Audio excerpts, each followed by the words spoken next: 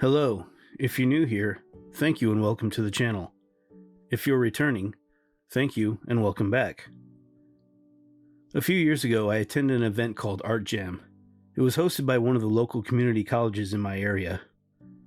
As a student at a participating school, I was able to bring in some work to show and get critiqued by other art professors and students, and to have a private critique done by a member of the local art community.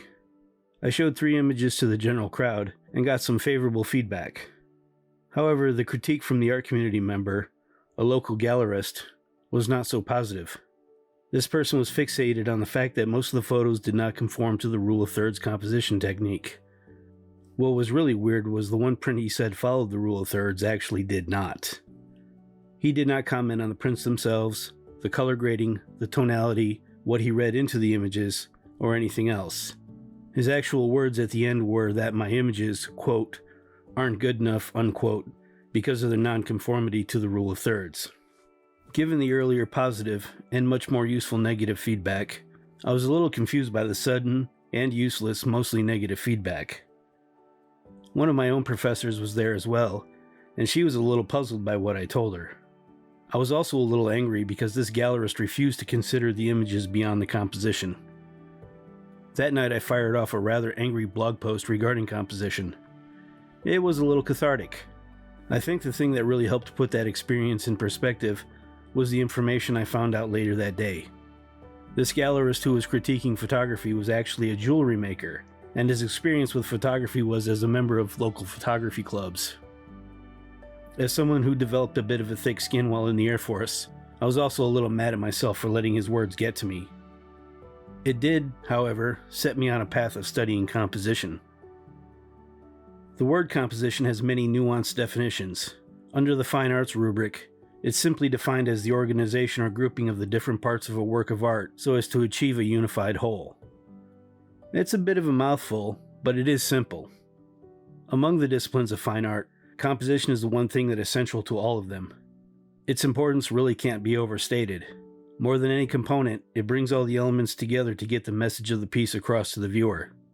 As such, we get treated to different opinions among different people regarding the composition of a particular piece. A search of YouTube will yield hundreds, if not thousands of videos regarding composition in all the disciplines. My first brush with the concepts of composition came with my first DSLR camera. A couple days after getting the camera, I went to visit my parents in New York State. For my return trip, I picked up my first issue of Popular Photography magazine.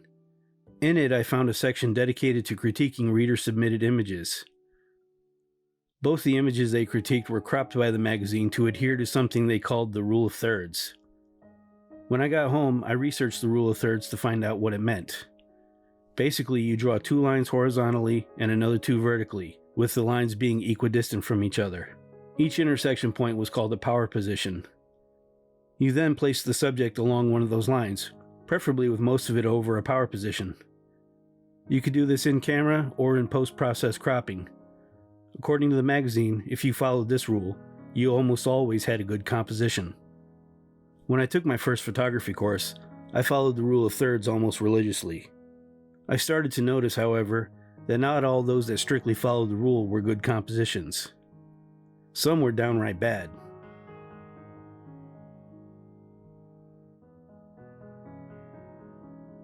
I found it curious that the professor never really spoke about composition except to coach people on it during critique, and even then, it was only to offer specific advice.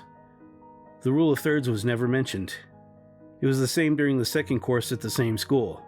I took the course again a couple years later at a different campus in the same college system, mostly as I wanted access to a darkroom again. By this time, however, I was starting to move away from my religious following of the rule of thirds. One semester later, I found myself in front of the aforementioned gallerist.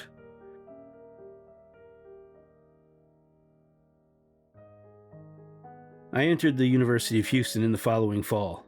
In no photography or other art course was the rule of thirds ever mentioned, not even in the fundamentals of digital photography course I had to take. The only time I ever heard it mentioned was during a workshop on video production being put on by a student group. The topic of composition in general only seemed to come up when a professor would advise a student to revisit that component of a particular piece. As I mentioned earlier, a cursory search on YouTube will turn up plenty of videos to watch regarding composition. There are also plenty of blog posts and magazine articles devoted to the topic.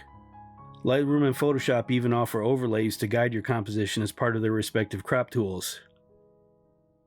I suppose you could count this video as another in a long line of someone trying to flex over everyone else, but I'm going to give a piece of advice regarding composition that most will probably not give you. Over the COVID-19 pandemic, I joined some Facebook photography groups. I thought it would be a good thing to impart some of my own knowledge to those just getting started. That turned out to be a failed experiment. Let's just say the know-it-all types who feel this constant urge to flex got rather annoying in a rather quick manner. Against this backdrop, whenever questions of composition came up, there were always those who would rush to stick up for the poster who asked for critique. There was one portrait image I remember in particular. The person had the subject dead center with a lot of negative space on all three sides. I asked why there was so much negative space, and the poster replied that they really couldn't get much closer without sacrificing clarity because of the minimum focus distance of the lens. I scratched my head at that response, but played along and suggested that they look for ways to avoid being dead center and to try to get the object to play off the background elements. I knew they were a very new beginner and suggested some of the better blog articles I'd read regarding composition. One commenter responded by saying art is subjective and that there are no rules to composition. They then proceeded to post some of their own images where the subject was dead center. I ended up suggesting that person also check out those links. Their images, while well processed, fell very short in terms of composition.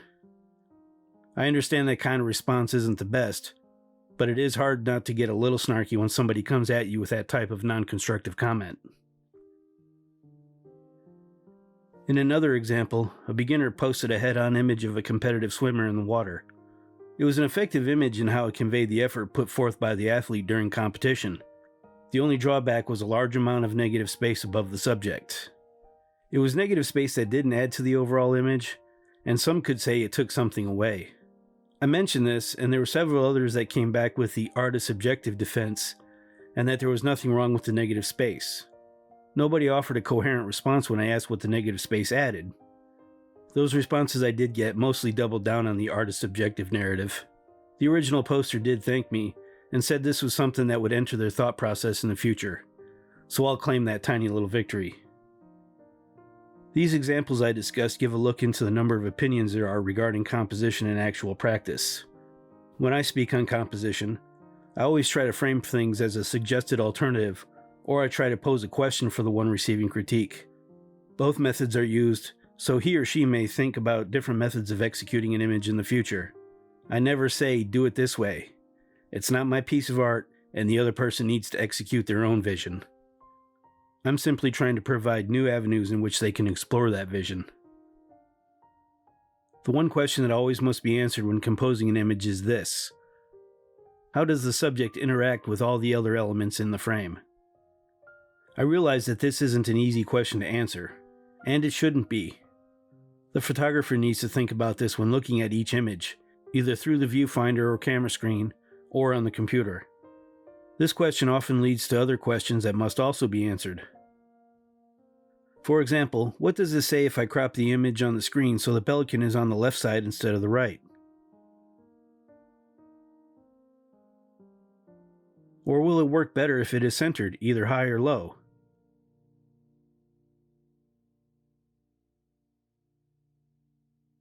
How does it work with the frame in landscape orientation?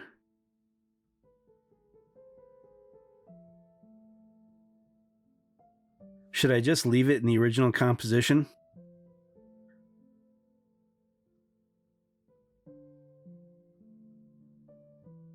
When composing the image in camera, one should also wonder if there is something outside the frame that could help inform the image even more. Other considerations include the colors present, the depth of field, and the vantage point from which you record the image. All these inform your composition in camera, and if you can get it quote-unquote correct here, that means less time spent later when considering these questions as part of post-processing. There are no hard and fast rules to composition. After all, this is art, and the only rules are the ones we place on ourselves. That's not to say the quote-unquote rules have no value. For the experienced, They can serve as helpful guides in challenging situations. For the beginner, understanding and practicing these rules will give insights on how composition techniques affect an image overall. It won't be long before you're finding new ways of seeing and creating outside those rules, and any ventures you have in other media or disciplines, be it drawing, painting, video, graphic design, and even sculpture, will benefit once you develop and strengthen your own composition technique. One last thing to consider when it comes to composition is that we have several hundred years of paintings and just over a century of photography at which to look. There are reasons why some works of art stand the test of time while others don't. Effective composition plays a role in helping them last. Look at these famous past works and study how they're composed. Also look at the work of some of our more famous contemporaries. The information you receive will be priceless going forward in your own artistic journey. In my work, the rules are no longer a prominent part of my thinking when it comes to composition. It all comes down to the play between the subject, negative space, and the frame. As I grew as a photographer, Bob Gruen's live concert images provided a lot of guidance for how I make my own.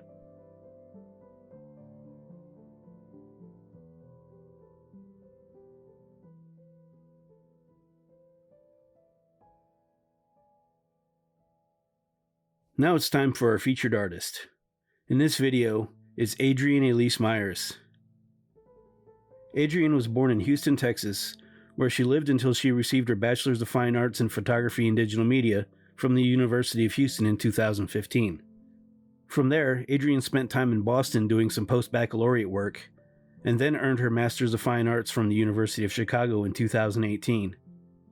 The themes explored in her art concern destruction and regeneration through ritual, memory, religion, and natural disaster. Her most recent work focuses on being present through tender moments, stillness, and silence. Adrienne's website can be found at the link provided in the description below.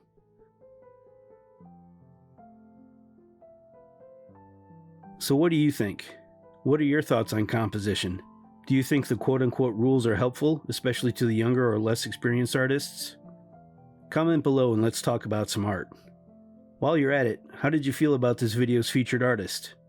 If you would like to be a featured artist in a future video, you can contact me at my social media or email the address associated with this channel. As always, thank you for watching.